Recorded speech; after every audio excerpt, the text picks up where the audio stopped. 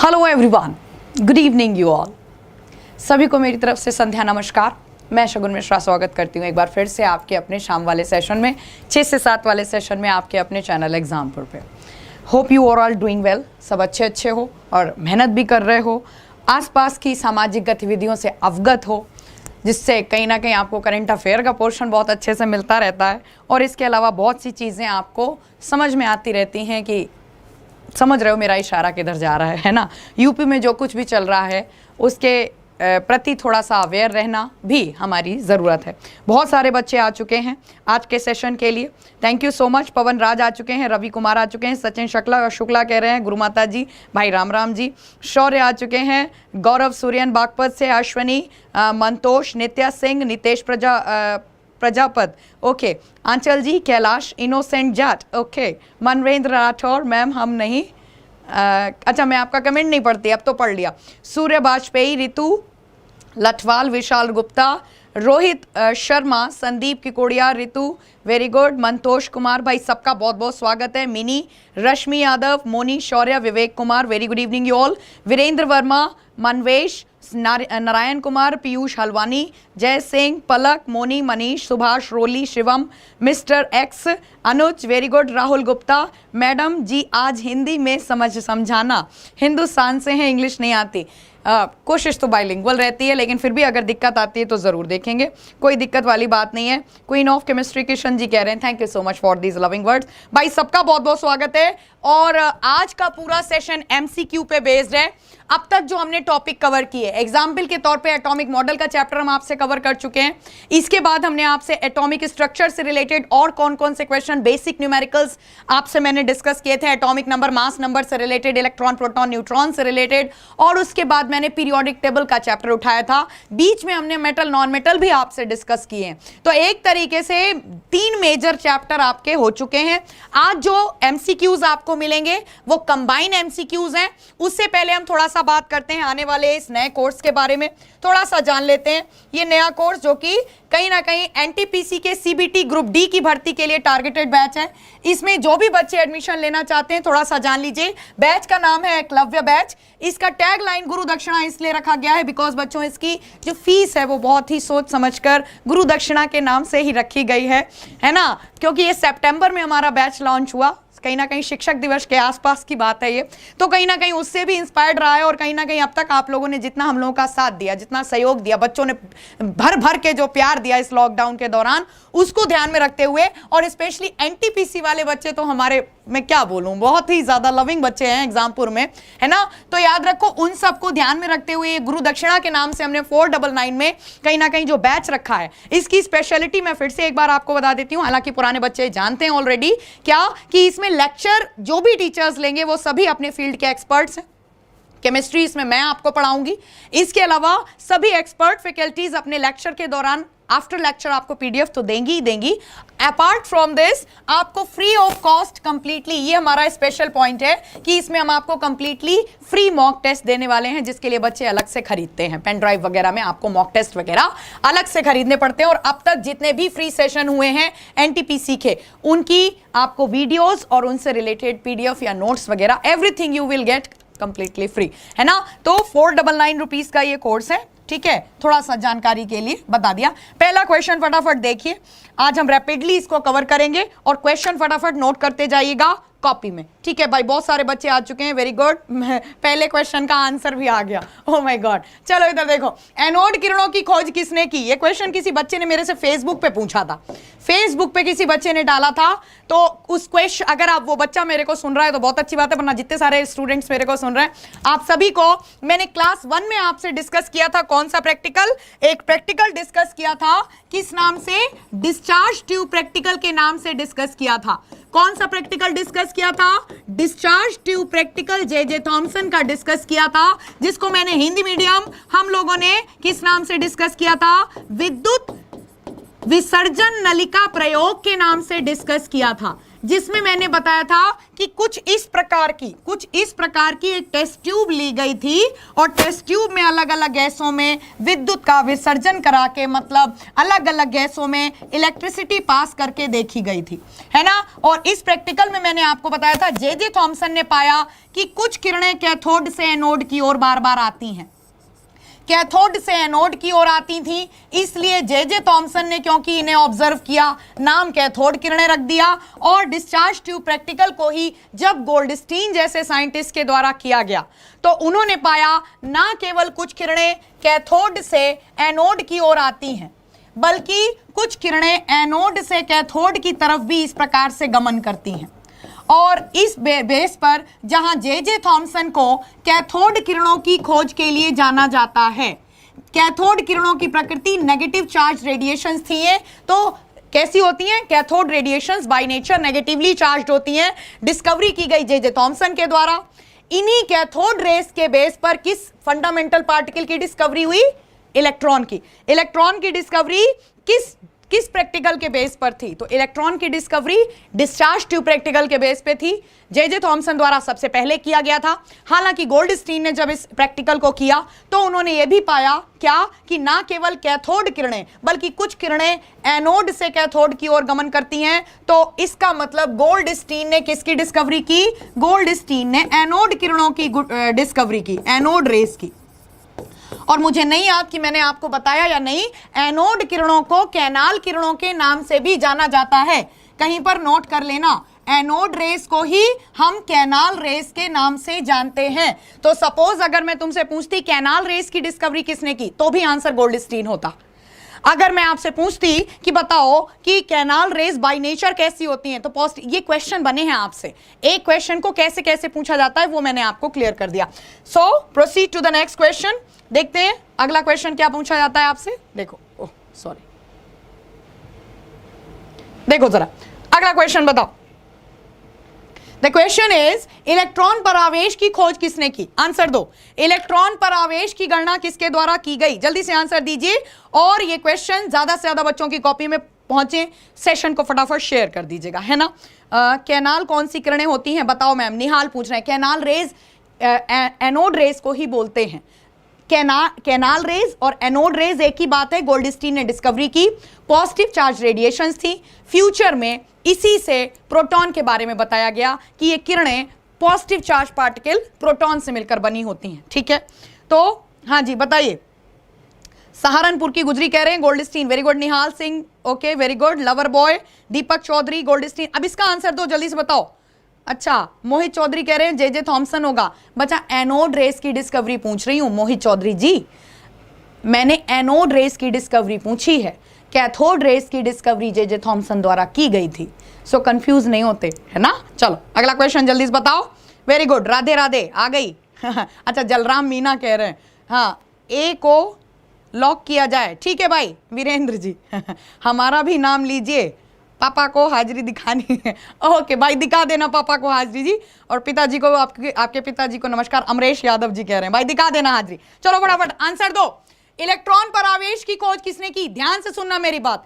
Discharge tube practical अभी हम थोड़ी देर पहले आपसे डिस्कस कर रहे थे और ये मैंने आपको बताया भी था पहली या दूसरी क्लास में। तुम लोग पढ़े जाते हो और खाए जाते हो। डिस्चार्ज ट्यूब प्रैक्टिकल कहीं ना कहीं जे थॉमसन द्वारा सबसे पहले किया गया था।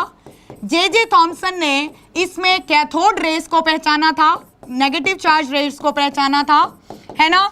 लेकिन इसी बेस पर जे थॉमसन ने जहां बताया, सुनो मेरी बात, कि ये जो कैथोड किरणें हैं ये किस ऋण विद्युती मतलब नेगेटिव चार्ज पार्टिकल से मिलकर बनी है, तो आंसर आया इलेक्ट्रॉन। बट इलेक्ट्रॉन पर जो आवेश हम पढ़ते हैं कौन सा? माइनस के 1.6 10 to the power of -19 Coulomb. मेरी बात ध्यान से सुनिएगा कि इलेक्ट्रॉन पर जो सटीक आवेश की व्याख्या की गई वो वैज्ञानिक R.A. मिल्कन के द्वारा की गई। R.A. मिल्कन के द्वारा की गई। ठीक है, रॉबर्ट एंड्रयू मिल्कन, पूरा नाम था रॉबर्ट एंड्रयू मिल्कन, बट आप इनका सरनेम याद रखो मिल्कन। जैसे थॉमसन पूरा नाम नहीं, रदरफोर्ड, तो आप इनका सरनेम याद रखिए। बस इतना ही आपके लिए काफी है। वन डे एग्जाम आपसे मिल्कन के नाम से पूछते हैं कि इलेक्ट्रॉन की खोज किसने की? J Thomson. परंतु इलेक्ट्रॉन पर आवेश की गणना किसने की? आर.ए. मिलिकन ने दी। किस प्रयोग के माध्यम से दी? तो याद रखो, आर.ए. मिलिकन का एक एक्सपेरिमेंट है जिसको हम ऑयल ड्रॉप नोट करना बच्चा, ये चीजें तुम रामायण नहीं सुना रही तो ऑयल ड्रॉप एक्सपेरिमेंट जिसको हम जानते हैं हिंदी मीडियम, हमसे पूछा जा सकता है कि तेल बूंद प्रयोग ये जो एक्सपेरिमेंट है किस वैज्ञानिक से संबंधित है? तो तेल बूंद प्रयोग, ऑयल ड्रॉप एक्सपेरिमेंट, ये इलेक्ट्रॉन पर चार्ज की डिस्कवरी से रिलेटेड है। तो इलेक्ट्रॉन पर आवेश की गणना आर.ए. मिलिकन द्वारा की गई और कौन सा प्रैक्टिकल रिलेटेड है? तो ऑयल ड्रॉप एक्सपेरिमेंट इससे रिलेट करता है। क्वेश्चन देखिए, if any element have the atomic number 17 and mass number 35, कोई एलिमेंट है atomic number 17 and mass number 35, मतलब द्रव्यमान संख्या 35 और परमाणु क्रमांक संख्या 17 है। यदि किसी तत्व की परमाणु क्रमांक संख्या 17 तथा द्रव्यमान संख्या 35 है तो उसमें इलेक्ट्रॉन, प्रोटॉन तथा न्यूट्रॉन की गणना करो। तो करो, जल्दी से बताओ भाई बताओ। Gaurav Kumar, oil drop experiment, God bless, you are going absolutely rocking, seriously. Jeetu Sharma, oil drop experiment, very good, बहुत अच्छे जा रहे हैं बच्चे। Arghya Rupa, nice name and different name, okay. Aarushi, नमस्ते, आगे बेटा। शम्मी अहमद, सतीश, वेरी गुड, बहुत सही जा रहे हो। Shivi Singh, very good. अभिलाषा राजपूत, अंजनी कुमार, मोनी भारती, स्वीटी, राव साहब, फहद अख्तर, बहुत सही जा रहे हो बेटा, बहुत सही, very good, God bless you ma'am. कभी okay, Rahul Sangwan, most welcome in the class. जल्दी से देखो राहुल, इफ एनी एलिमेंट, भाई जल्दी से देखो, मैंने आपको ये बताया था, पहली क्लास में जाओ, कि मैंने बताया था किसी भी तत्व का परमाणु क्रमांक, यहां पर बात किसकी की जा रही है? क्लोरीन की बात की जा रही है। तुम्हें नहीं पता लेकिन मैं बता रही, परमाणु क्रमांक 17 क्लोरीन का ही होता है। और मैंने बताया था कि किसी भी तत्व का परमाणु क्रमांक उसमें इलेक्ट्रॉन तथा प्रोटॉन को बताता है, इलेक्ट्रॉन तथा प्रोटॉन को बताता है, जबकि द्रव्यमान संख्या उसमें प्रोटॉन तथा न्यूट्रॉन के योगफल को बताती है। नहीं समझ में आया? मतलब क्लोरीन लिखा है नीचे 17 और ऊपर 35, तो जितने इलेक्ट्रॉन होते हैं उतने ही प्रोटॉन होते हैं, और एटॉमिक नंबर इस बात को रिप्रेजेंट करता है, जिसको हम कैपिटल Z से रिप्रेजेंट करते हैं, कैपिटल Z से। और ऊपर वाला नंबर फॉर्मूला होता है A = P + N, याद करो, पहली क्लास या दूसरी क्लास की बात है। तो द्रव्यमान संख्या ये प्रोटॉन तथा न्यूट्रॉन का योगफल है, मतलब P + N, 35 में से खाली प्रोटॉन घटा दो, क्या निकल आएंगे? न्यूट्रॉन। 35 में से 17 गए, आ गए 18। तो कितने इलेक्ट्रॉन प्रोटॉन किस सीक्वेंस में? Electron, proton and neutron. तो इलेक्ट्रॉन 17, प्रोटॉन 17 और neutron 18, B is the right answer. सही आंसर यहां पे क्या होगा? समझ में आ रही चीजें? बिल्कुल बेसिक चीजें हैं, पहले बता चुकी हूं, है ना। आज कहीं ना कहीं एक रिवीजन सेशन है, ये एमसीक्यू सेशन, देखते हैं कर पाते हो या नहीं। Define the mass number of that element, यहां पे एक शब्द मिस हो रहा है, लिख लो एलिमेंट। हाँ, क्या है? Define the mass number of that element which have 19 proton and 21 neutron in its nucleus, in its nucleus. यदि किसी तत्व की द्रव्यमान संख्या क्या है? Define the mass number. अच्छा, ये है क्वेश्चन कि द्रव्यमान संख्या बतानी है। यदि नंबर ऑफ प्रोटॉन बता रखे हैं 19 और न्यूट्रॉनों की संख्या बता रखी है 21, तो किसी एलिमेंट का मास नंबर बताना है। यदि किसी तत्व की, क्वेश्चन ऐसे होना चाहिए, यदि किसी तत्व में प्रोटॉन 19 तथा न्यूट्रॉन 21 हैं तो किसी तत्व की द्रव्यमान संख्या बताइए। इस तरीके से है। हिंदी में थोड़ा सा क्वेश्चन गड़बड़ हुआ है, इसको देख लेना। क्वेश्चन क्या है मैं फिर से एक्सप्लेन कर दूं कि इलेक्ट्रॉन और न्यूट्रॉन दे रखे हैं और आपको मास नंबर बताना है। ध्यान से सुनो, यहां पर इलेक्ट्रॉन = प्रोटॉन, तो दोनों आ गए 19, और न्यूट्रॉन कितना है? ऑलरेडी 21 दे रखा है, ठीक है। तो अब यहां देखो, लगाओ फॉर्मूला, A = P + N। तो A क्या है? द्रव्यमान संख्या, ये जो ऊपर की साइड होती है। तो जल्दी से देखो, प्रोटॉन कितने? 19 और न्यूट्रॉन कितने? 21। ऐड कर दो, कितना आ जाएगा ये? 40। समझ में आ रही मेरी बात? समझ में आ रही है? द्रव्यमान संख्या कैसे निकाली जाती है? अगर आपको प्रोटॉन और न्यूट्रॉन पता है, उनको जोड़ दो, किसी भी एलिमेंट का मास नंबर निकल आएगा। आपको ऑलरेडी प्रोटॉन ना देके इलेक्ट्रॉन दे दिया था, मतलब इनडायरेक्टली आपको प्रोटॉन की संख्या दे रखी थी। बहुत सही, बहुत सारे बच्चे बहुत सही जा रहे हैं। राम बाबू जगदीत कह रहे हैं दीदी लॉकडाउन में के बाद हमारा क्या होगा, जब एग्जाम पूरा ऑफलाइन खुल जाएगा तो ऑनलाइन थोड़ी ना भूल जाएंगे आपको बुद्धू। स्कूल से कैसे, अच्छा जी ठीक है, okay very good. Keshav Gupta very good. 40 is the, 40 क्या होगा, एटॉमिक मास होगा। एक्चुअली बात किसकी हो रही है यहाँ पे, एक्चुअली बात हो रही है पोटेशियम की, जिसका मास नंबर 40 होता है। तो यहाँ पर सही आंसर आपका क्या होगा, 40। जल्दी से अगला क्वेश्चन देखो, नोट करो और तरीका समझो कैसे निकालते हैं, एमसीक्यू तो माध्यम है। If the atomic number of an electron is 30, किसी भी तत्व का परमाणु क्रमांक यदि 30 है तो how many electron are there in its nucleus, तो इसमें इलेक्ट्रॉनों की संख्या बताइए। यदि किसी तत्व का परमाणु क्रमांक यदि 30 है तो इलेक्ट्रॉनों की गणना करो। भाई ऑब्वियस सी बात है, किसी भी एलिमेंट का परमाणु, माना कोई एलिमेंट है जिसका परमाणु क्रमांक यदि 30 है, कहो मैडम ये Z क्यों लिखा है, अरे यार एटॉमिक नंबर को Z से रिप्रेजेंट करते हैं, मास नंबर को A से रिप्रेजेंट करते हैं, तो ये Z कोई एलिमेंट नहीं है, Z कोई एलिमेंट नहीं है। इधर देखो, तो किसी भी तत्व का परमाणु क्रमांक 30 है, पूछ रहा है कि इसमें प्रोटॉनों की संख्या बताइए। एटॉमिक नंबर क्योंकि प्रोटॉन को ही रिप्रेजेंट करता है, तो याद रखो Z is equals to P। Simple सा आंसर यहाँ पे क्या होगा, 30। बिल्कुल इफ और बट वाली बात नहीं है, इस क्वेश्चन में कुछ भी ऐसा खास नहीं था। अगला क्वेश्चन देखो, the question is as per the Bohr model maximum number of electron can be exist in outer shell of an atom is. Bohr परमाणु मॉडल अनुसार किसी परमाणु की बाह्यतम कक्षा में अधिकतम कितने इलेक्ट्रॉन उपस्थित रह सकते हैं, आंसर बताइए भाई, कोशिश करो। हाँ भी, हाँ जी बताओ भाई। हाँ दीपक, आविद खान, अभिलाषा, नंदिनी यादव, उत्तम कश्यप, रुद्राक्ष, बट नॉट सो गुड, मतलब अच्छा जी ओके। अभिलाषा राजपूत 30 बता रहे, अरविंद इसका आंसर दो जल्द से, तो मैं साइड हो जाती हूँ। सचिन शुक्ला, नंदिनी यादव, एग्जामपुर दुबे, ओके जी। हाँ भाई बताओ जल्दी से आंसर दो, ओके। ड्रीम अड्डा वेरी गुड, जल्दी से बताओ, वेरी गुड, बहुत सही जा रहे हो बच्चों। हाँ आशीष कुमार, नेम लेने के लिए इतना कमेंट नहीं करे प्लीज, डिस्टर्ब होता है सब। अच्छा जी हाँ भाई, आशीष कह रहे हैं नाम लेने के लिए कमेंट मत करो। चलो यूपी पुलिस कह रहे हैं मैम आ गई यूपी पुलिस, आपका वेट कर।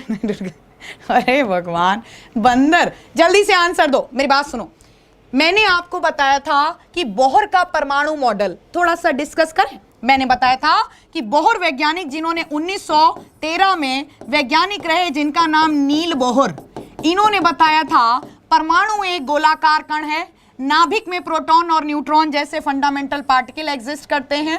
प्रोटॉन और न्यूट्रॉन जैसे फंडामेंटल पार्टिकल, क्या यार देखो ध्यान से, बीच में प्रोटॉन और न्यूट्रॉन एग्जिस्ट करते हैं, जबकि बाहर एनर्जी लेवल होते हैं जिनको KLMN, और एक शब्द इन्होंने बोला कक्षाएं।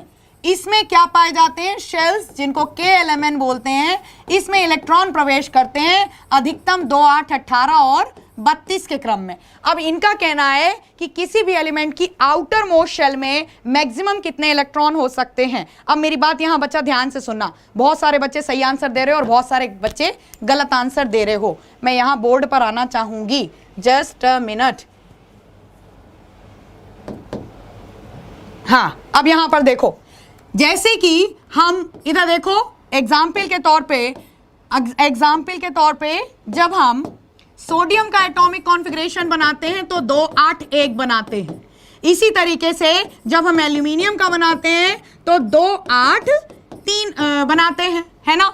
लेकिन जब हम पोटेशियम का बनाते हैं तो 2, 8, 9 क्यों नहीं बनाते, फिर हम 2, 8, 8, 1 क्यों कर देते हैं।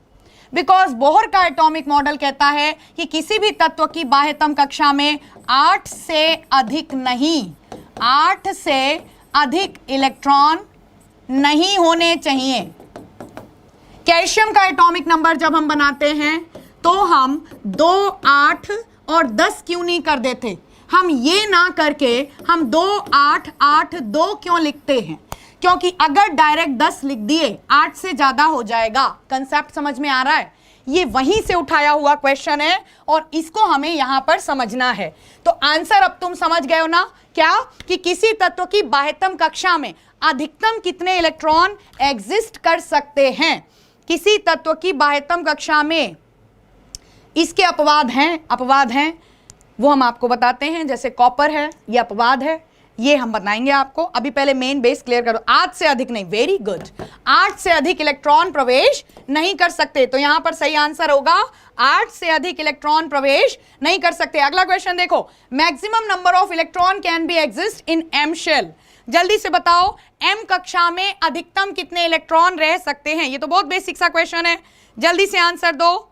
वेरी गुड, आंसर बताइए कि एम कक्षा में अधिकतम कितने इलेक्ट्रॉन। मैं आज कमेंट नहीं कर रहा हूं, क्वेश्चन कॉपी में नोट कर रहा हूं। वेरी गुड, नैतिक is very good boy, very obedient. Sanjana Pawar क्या कह रहे हैं, यार आपस में मत बतियाओ तुम लोग, एग्जाम पास होगा ना मैम, आप ही हमारे सहायक। Thank you so much dear. किसने बोला ये, बुधेश्वर ने बोला, thank you so much dear. Mauzam, Deepak, Moni Bharti, drama boy, okay thank you so much. Drummer boy कह रहे हैं मैम काश आप हमारी 12th में टीचर होते। बस इन शब्दों से ज्यादा और कुछ भी भारी नहीं हो सकता। Thank you so much. चलो इधर देखो, maximum number of electron can be exist in M shell. K में 2, K L M N, 2n square base पे निकाल लो। इधर देखो मैंने आपको बताया था ना कि 2n स्क्वायर क्या होता है। इधर देखो ये सारा चला गया, सॉरी। के एल एम एन इन शेल्स का सीक्वेंस होता है 1 2, सॉरी ये पहली हो गई। इन शेल्स का सीक्वेंस होता है 1 2 3 और 4, है ना। तो 1 2 3 4 निकालो, 1 2 3 4 लगाओ 2n स्क्वायर। तो m शेल में मैक्सिमम कितने इलेक्ट्रॉन जाएंगे, 2 और 3 का स्क्वायर, 3 3 9 दूनी 18। और वैसे भी मैंने आपको बताया था 2 8 18 और 32। तो यहां पर सही आंसर था आपका 18। बहुत बेसिक सा क्वेश्चन था, इसमें वैसे भी इतना कैलकुलेट करने की जरूरत नहीं थी। If the atomic number of any element is 20, how many free electron will be there in its outer most shell. भाई बता दो, यदि किसी तत्व का परमाणु क्रमांक 20 है तो उसकी बाह्यतम कक्षा में कितने इलेक्ट्रॉन होंगे। अभी बताया था थोड़ी देर पहले। आंसर अब आप दोगे, हम नहीं देंगे। बताओ भाई, बताओ जल्दी से आंसर दो। अबे भाई आकाश क्या गरीब क्या यार तुम लोग लगे पड़े हो। इधर देखो जल्दी से आंसर दो।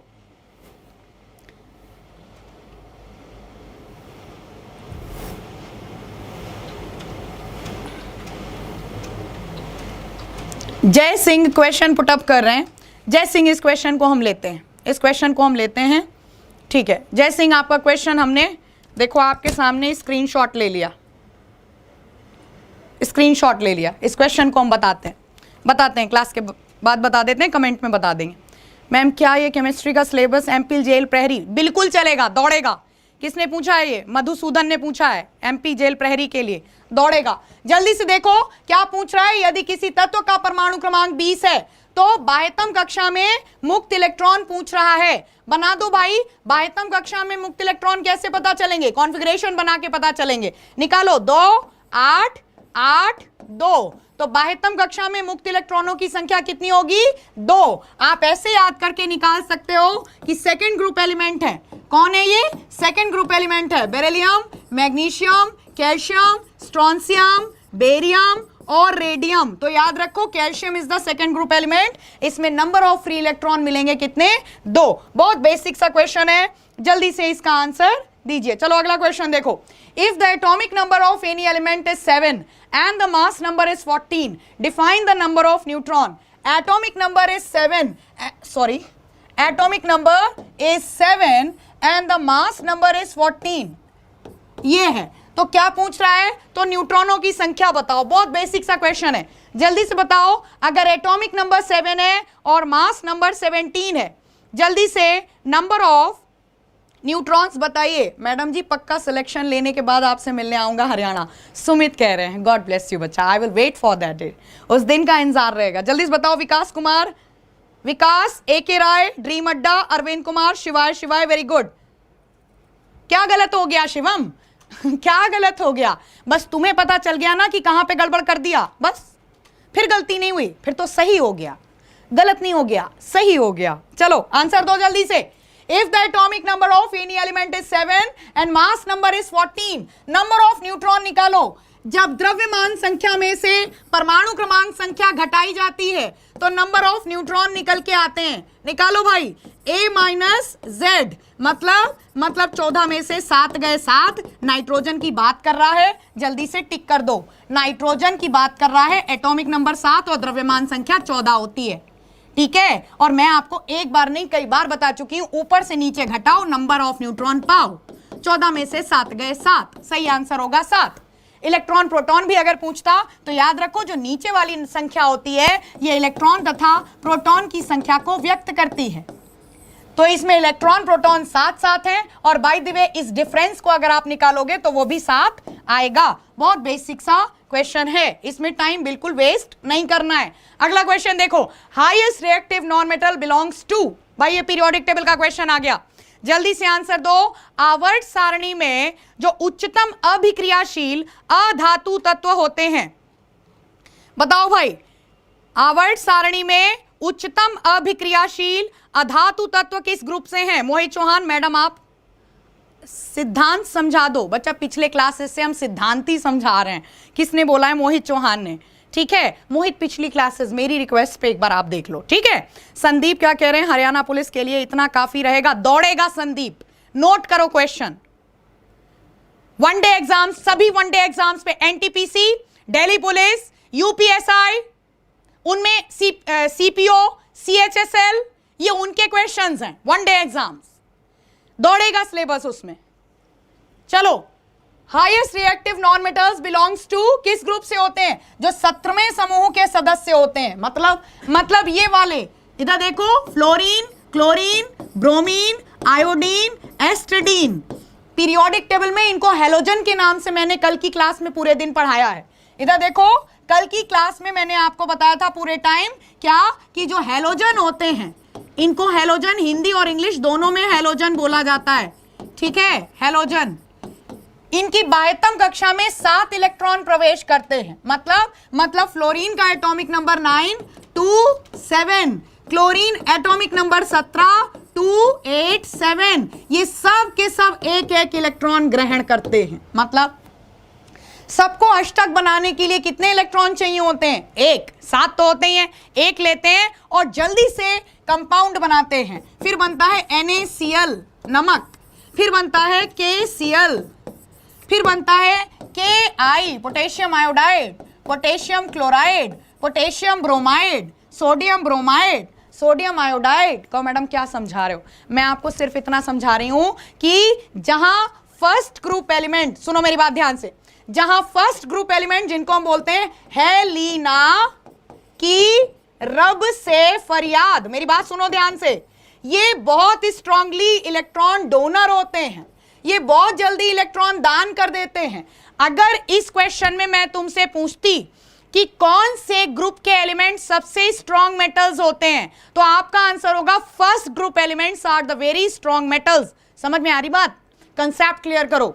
प्रथम समूह के सदस्य जो होते हैं ये बहुत जल्दी इलेक्ट्रॉन के दाता होते हैं, और जबकि जो 17th ये होता है फर्स्ट ग्रुप और ये होता है 17th। फिर कल क्या बताया था? हैलोजन। फिर कल बाहर आई आंटी, जो हो गए हैलोजन, ये हो गए हैलोजन, जिनको अभी मैं बता रही थी 17th ग्रुप। ये दान करने में स्मार्ट और ये गेन करने में स्मार्ट। आंसर हो गया 17th। चलो अगला क्वेश्चन जल्दी से बढ़ाओ। अगला क्वेश्चन क्या है? जल्दी से देखो, which atomic model is also known as solar system model? जल्दी से आंसर दो, no if no but, without wasting time. The very, हाँ जल्दी से बताओ। ये प्रिंसी आ गई। मैम एस्ट्रेडीन के साथ कोई कंपाउंड क्यों नहीं बनता? ओके, बिकॉज एस्ट्रेडीन की अगर हम बात करें तो इसका बिल्कुल वही वाला हाल है प्रिंसी, जैसे मेटल्स वाली फैमिली में ये जो है ना सबसे टॉप पे हाइड्रोजन जी, ये दान करने में बड़े कंजूस हैं, इसीलिए ये नॉन मेटल हैं। और हैलोजन वाली फैमिली में जो नीचे आते हैं मियाँ, जिनका नाम है एस्ट्रेडीन, ये गेन करने में, इधर से इधर वाले ग्रुप में आप याद करो प्रिंसी, मैंने फ्रेंशियम सबसे ज्यादा रिएक्टिव बताया था, तो हैलोजन के ग्रुप में फ्लोरीन सबसे रिएक्टिव बताया था। मेटल्स के ग्रुप में नीचे की ओर आने पर रिएक्टिविटी बढ़ती है, ऊपर उतने ही नॉन रिएक्टिव होते हैं। और नॉन मेटल्स के ग्रुप में ये सबसे मतलब नीचे की ओर रिएक्टिविटी सबसे कम होती है। ओवरऑल कहने का मतलब एस्ट्रेडीन कंपाउंड बनाता है, बट इसको इलेक्ट्रॉन गेन करने में काफी समय लगता है। नेचुरली इसके कंपाउंड जल्दी नहीं बनते। मिला आंसर? चलो अब इसका आंसर दो, तुम तो भटका देते हो ये वैज्ञानिक हैं 2-4 बच्चे मेरे क्लास में। Which atomic model is also called solar system model? तो ध्यान से सुनो क्या कि रदरफोर्ड का जो परमाणु मॉडल था, रदरफोर्ड ने बोला था कि परमाणु एक गोलाकार कण है जिसमें नाभिक के चारों ओर जो इलेक्ट्रॉन होते हैं ठीक उसी प्रकार से चक्कर लगाते हैं जैसे सूर्य के चारों ओर विभिन्न ग्रह परिक्रमा करते हैं। तो सौर मंडल मॉडल रदरफोर्ड के परमाणु मॉडल को बोला जाता है। जबकि जे थॉमसन ने जो मॉडल दिया था, इनके मॉडल को हम तरबूज मॉडल के नाम से जानते हैं। किस मॉडल के नाम से जानते हैं? इनके मॉडल को हम तरबूज मॉडल, याद करो वाटरमेलन मॉडल, ऐसे पढ़ाया है मैंने आपको, तो ध्यान से इसको कर दीजिए। चलो अगला क्वेश्चन देखो, नोट करो। Which of the following is heaviest? अब जल्दी से बताओ, ये निकालो, लगाओ न्यूमेरिकल, छोटा सा न्यूमेरिकल है, मॉलिक्यूलर मास निकालना है, मतलब अणु भार निकालना है। जल्दी से बताओ। वेरी गुड, अणु भार निकालना आता है। अजय लोढ़ी मुझे लग रहा है उस भीड़ में चल गया जिसमें कमेंट शो नहीं होता। क्या हो गया? मतलब कमेंट सबके शो हो रहे हैं, सबके कमेंट शो हो रहे हैं। अब तुम लोग बकबक करना बंद करो। मैम एक क्वेश्चन है आपसे, बल्ब में आर्गन ही क्यों भरते हैं? संजना पनवर ने ये क्वेश्चन कल भी पूछा था। और संजना जी, जब मैंने आर्गन आपको पढ़ाई थी तो मैंने बारंबार बोला था, क्या, इधर सुनो बच्चा, 2 मिनट के लिए सब लोग सुनो। बल्ब में आर्गन ही क्यों भरते हैं? बल्ब में फिलामेंट टंगस्टन और कांच फ्लिंट, और बाहर अक्रिय गैस आर्गन। क्यों? सबसे सस्ती। आर्गन प्रचुर मात्रा में पाई जाती है एटमॉस्फेयर में। तो बल्ब में अगर तुम आर्गन नहीं भरोगी तो 10 रुपए में क्या दोगी? मेरी बात समझ में आ रही है? 10-15 रुपए के बल्ब में वही अक्रिय गैस सबसे कह सकते हो हमें कंपनी के लिए कह सकते हैं कि अफोर्डेबल होगी, जो कि सबसे प्रचुर मात्रा में मिले एटमॉस्फेयर में। तो आर्गन वायुमंडल में प्रचुर मात्रा में प्राप्त अक्रिय गैस है। यह भी तो क्वेश्चन याद करती हो संजना, कैसे भूल गया? तो आर्गन वायुमंडल में प्रचुर मात्रा में प्राप्त अक्रिय गैस है। कंपनी को बाकी अक्रिय गैसों की तुलना में यह सस्ती पड़ती है, और अगर ना भरी जाए तो बाहर यहां पर जलवाष्प आ जाती है। यह है आपका एग्जैक्ट रीजन। ठीक है, मत भरो आर्गन तो बाकी गैसें दे दो जो कि बहुत महंगी पड़ेंगी फिर कंपनी को, है ना? ऐसे समझो इस तर्क को। अगला क्वेश्चन देखिए, इनमें से कौन सबसे भारी है? मॉलिक्यूलर मास निकालना है। मॉलिक्यूलर मास निकालना है तो एटॉमिक मास पता होना चाहिए। एटॉमिक मास देखो, नाइट्रोजन का मैंने बता दिया, ऑक्सीजन का बता दिया, आपको सल्फर की जरूरत पड़ेगी और हाइड्रोजन के मास की जरूरत पड़ेगी, और किसकी? क्लोरीन के मास की जरूरत पड़ेगी। आंसर दोगे आप? जल्दी से आंसर दो। एक का निकाल के हम बता सकते हैं, क्योंकि बहुत सारे बच्चे हो सकता है मेरी क्लास में नए हो। नाइट्रोजन डाइऑक्साइड का अणु भार कैसे निकालेंगे? नाइट्रोजन का परमाणु भार कितना? 14, और ऑक्सीजन का परमाणु भार 16, और यहां पर कितने परमाणु ऑक्सीजन के? 2। तो 16 16 32 जोड़ो, कितना आया? 4 और 2 6, और 3 और 1 4। आई बात समझ में? इसी तरीके से जल्दी से बेटा सल्फर का निकालो, टाइम ना वेस्ट करते हुए। सल्फर का एक ही परमाणु है, सल्फर का 32 जोड़ो, और फिर 16 16 32, क्योंकि ऑक्सीजन के 2 परमाणु हैं और ऑक्सीजन का होता है परमाणु भार 16, तो 32 जोड़ा, कितना आया? 2 2 4, और 3 3 आ गया 6। अगले का निकालो भाई जल्दी से। H2O2, हाइड्रोजन के 2 परमाणु हैं, एक परमाणु का परमाणु भार 1, तो 2 का परमाणु भार 2। ऑक्सीजन के 2 परमाणु, एक का 16, तो 2 का 32, आ गया भाई 34। आई बात समझ में? 32 और 33 34। क्लोरीन का देखो, एक का अकेले का 35, तो 2 का कितना होगा? 35 + 35, कितना आया?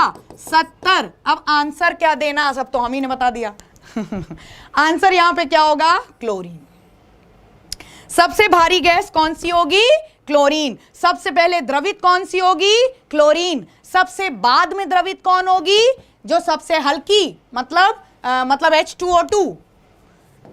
कंसेप्ट समझो। इसी क्वेश्चन को अगर लैंग्वेज चेंज कर देता और पूछता इनमें से कौन सी गैस सबसे पहले द्रवित होगी, तो जो सबसे भारी वो सबसे पहले द्रवित होगी, मतलब क्लोरीन।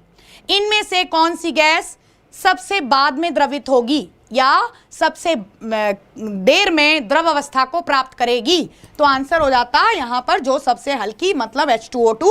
सो समय वेस्ट करने की जरूरत नहीं है, मॉलिक्यूलर मास निकालना आना चाहिए। अगला क्वेश्चन जल्दी से देखिए। Which is iso electronic with helium? Helium में पहले इलेक्ट्रॉन पता कर लो कितने होते हैं? 2, क्योंकि हीलियम का एटॉमिक नंबर है 2, तो इसमें इलेक्ट्रॉन और प्रोटॉन दोनों होते हैं 2। और पूछ रहा है कि ऐसा तत्व बताओ इनमें से कौन है जो कि हीलियम के बराबर इलेक्ट्रॉन रखता हो, हीलियम के बराबर इलेक्ट्रॉन रखता हो। मैं आपके आंसर का वेट करूंगी कि यो क्वेश्चन मैं थारे को 70 बार करा चुकी। क्यों हरियाणा वालों, यो क्वेश्चन मैं तने 70 बार करा चुकी। ऐसे ही बोलते हैं ना। एक हमारा स्टूडेंट है हरियाणा से, वो बहुत मतलब ऐसे ही बच्चा है लेकिन दिल का बड़ा साफ है, वो ऐसे ही बात करता है। मैम को एग्जाम्पल थॉमस के ऊपर। Oh my God, thank you so much. Ma'am क्या बल्ब में आर्गन के अलावा कोई और गैस भर सकते हैं? बिल्कुल भर सकते हैं सत्यम। आप ऑब्वियस सी बात है, आप अगर ऑब्वियस सी बात है कि आर्गन का काम क्या है, पहले इतना पता करो सत्यम। आर्गन का काम है कि फिलामेंट जो है, टंगस्टन का बल्ब में फिलामेंट है, उस पे जंक ना लगे, तो आर्गन बाहर भर दी जाती है जिससे कि बाहर बल्ब में मॉइस्चर वगैरह नहीं आता, क्योंकि आर्गन स्पेस कवर कर लेती है। सत्यम इतनी सी बात है। आप अक्रिय गैस अगर कोई भर सकते हो भर दो, लेकिन वो कंपनी को महंगी पड़ेगी, तो क्यों भरेंगे हम 15-20 रुपए के बल्ब में आर्गन की जगह कोई और अक्रिय गैस। चलो, which is iso electronic with helium? Answer देखो यहां पर जल्दी से। बेरिलियम की अगर हम बात करते हैं, परमाणु क्रमांक 4 होता है और इसका कॉन्फ़िगरेशन बनेगा 2-2, मतलब इलेक्ट्रॉनिक विन्यास 2-2। यदि यह 2 इलेक्ट्रॉन दान कर देता है, मतलब ये काउंट अगर हम ना करें, तो इसके पास 2 इलेक्ट्रॉन होंगे और फिर ये बन जाएगा बेरिलियम आयन। तो एक आंसर ये। और हाइड्रोजन की अगर हम बात करते हैं, हाइड्रोजन का परमाणु क्रमांक 1 होता है, मतलब हाइड्रोजन के पास एक ही इलेक्ट्रॉन होता है। लेकिन अगर एक इलेक्ट्रॉन हाइड्रोजन और ले ले तो इसके पास टोटल कितने 2 इलेक्ट्रॉन हो जाएंगे। कंसेप्ट समझ में आ रहा है? हाइड्रोजन नॉर्मल कंडीशन में 1 इलेक्ट्रॉन धारक होता है। 1 इलेक्ट्रॉन यदि और ले लेता है तो ये नेगेटिव आयन बना लेगा, 2 इलेक्ट्रॉन हो जाएंगे। आंसर होगा both, no if no but. बहुत बेसिक सा क्वेश्चन है, टाइम वेस्ट करने की जरूरत नहीं होगी। चलो, which is not a metal? जल्दी से बताओ इनमें से कौन एक धातु नहीं है?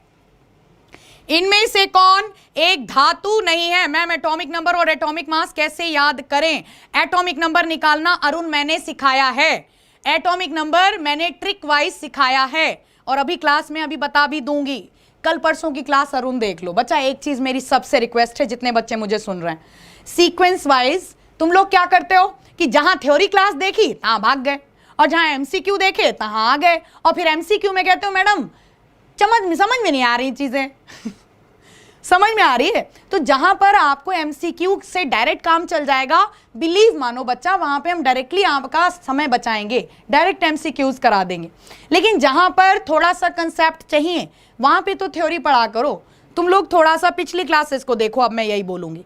चलो मैम, नाभिक का आकार क्या होगा? नाभिक का आकार गोलाकार होता है। ये पूछो नाभिक का रेडियस क्या होगा न्यूक्लियस का? 10⁻⁻15 metre is the radius of nucleus. चलो मैम, अगर कोर्स लेना है तो ये कस्टमर केयर नंबर पे कॉल करके बात करो, ठीक है? चलो अगला क्वेश्चन देखो। इनमें से कौन एक धातु नहीं है? कौन धातु नहीं है? सिलिकॉन अर्धधातु, जर्मेनियम अर्धधातु, आर्सेनिक अर्धधातु। आंसर होगा all above is not a metal. आई बात समझ में? नहीं आई समझ में? डायगोनल रिलेशन उठा के देखो पीरियोडिक टेबल का, विकर्ण संबंध के रूप में। जैसे पीरियोडिक टेबल का जो ये स्वरूप होता है, यहाँ पे आपके बोरॉन फैमिली, फिर कार्बन, फिर आपकी आ गई nitrogen family, oxygen family, halogen, फिर आ गए आपके अक्रिय गैसें, हीलियम, नियॉन, आर्गन, क्रिप्टॉन, है ना, ऐसा होता है। ये हाइड्रोजन फैमिली और बेरिलियम, ये नीचे लैंथेनॉइड और एक्टिनॉइड। तो मैंने आपको डायगोनल रिलेशन बताया था। पीरियोडिक टेबल जब आप कलरफुल देखते हो तो ये तत्व आपको अलग से हाईलाइट कर दिए जाते हैं किसी डिफरेंट कलर से। ये विकर्ण संबंध होता है, अर्ध धातुओं को प्रदर्शित करता है। और बाय द वे ये सब के सब सेमी कंडक्टर्स हैं।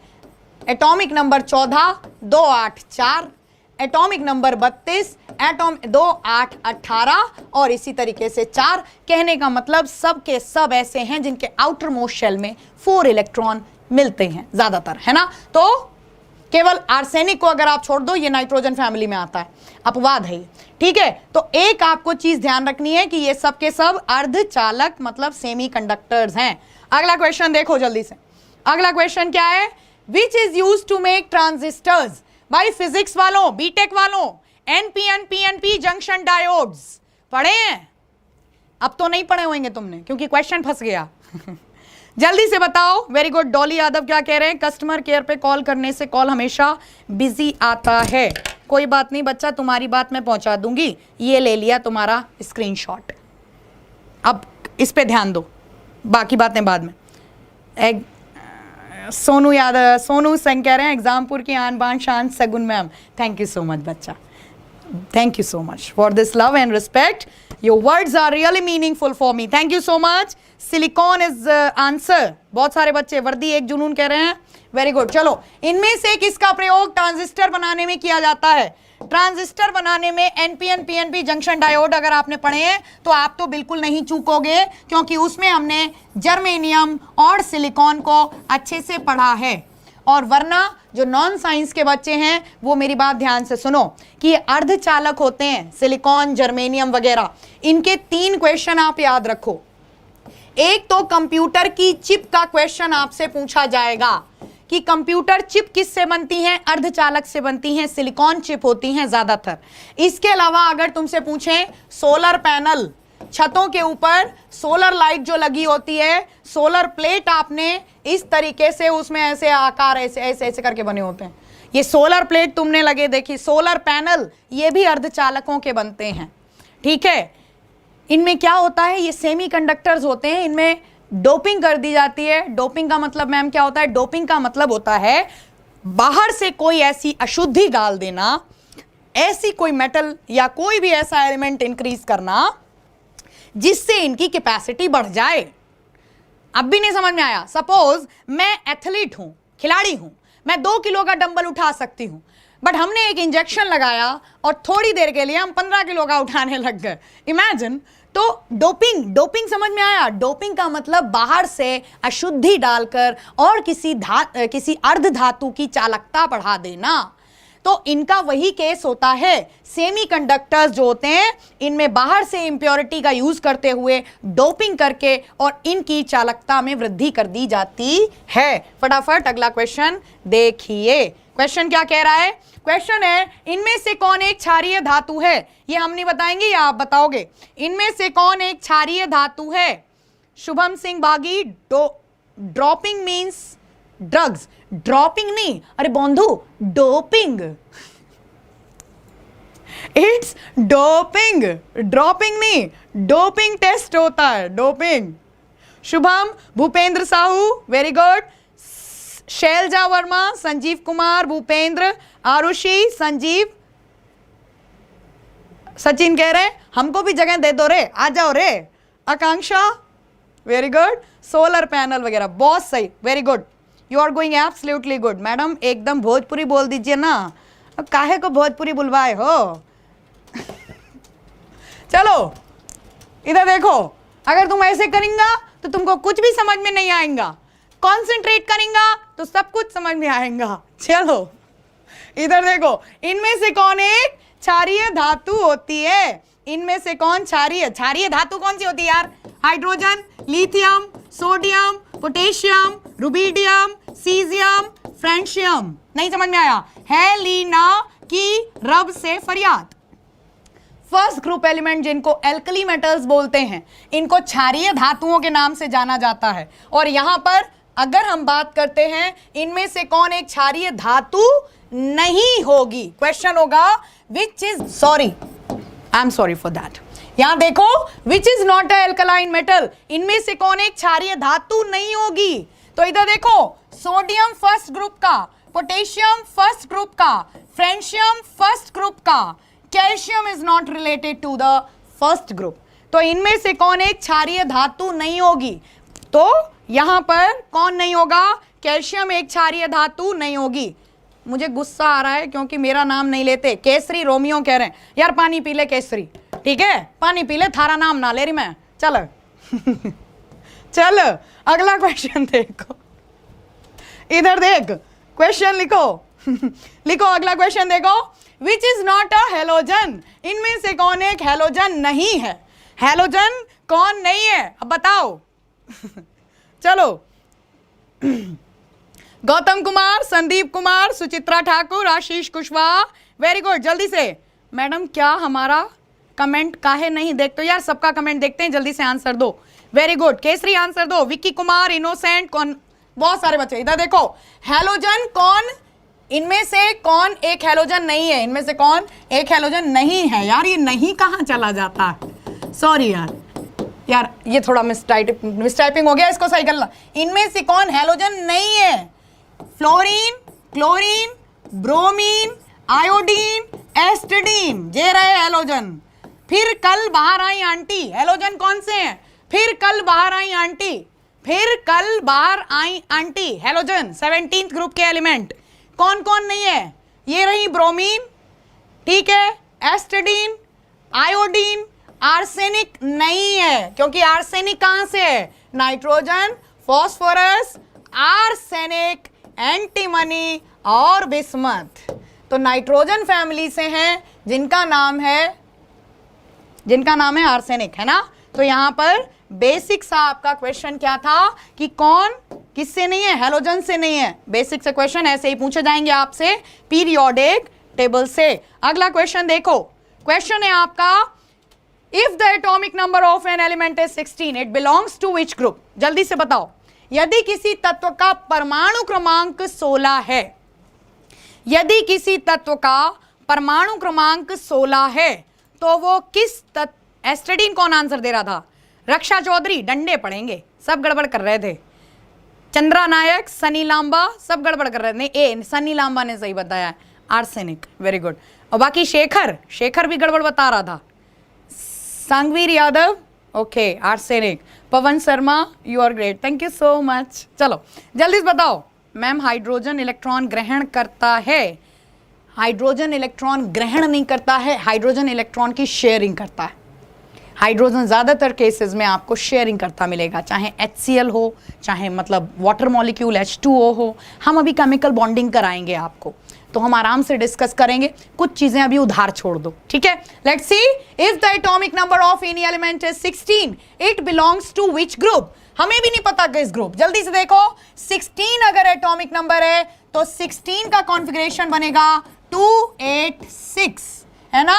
और 16 एटॉमिक नंबर, ये 6 अगर आ रहा है, ज्यादातर जिनके बाह्यतम कक्षा में 6 मुक्त इलेक्ट्रॉन पाए जाते हैं ये 16वें ग्रुप के होते हैं। मतलब oxygen, sulphur, selenium, tellurium, polonium, old style से टीपो, ये है आपका ऑक्सीजन वाले ग्रुप का ट्रिक, ओल्ड स्टाइल से टीपो। तो यहां पर सल्फर का एटॉमिक नंबर होता है 16, सल्फर का एटॉमिक नंबर होता है 16, ये 16th ग्रुप का एलिमेंट है। अगला क्वेश्चन, चलो आज इतना ही रखते हैं, ठीक है।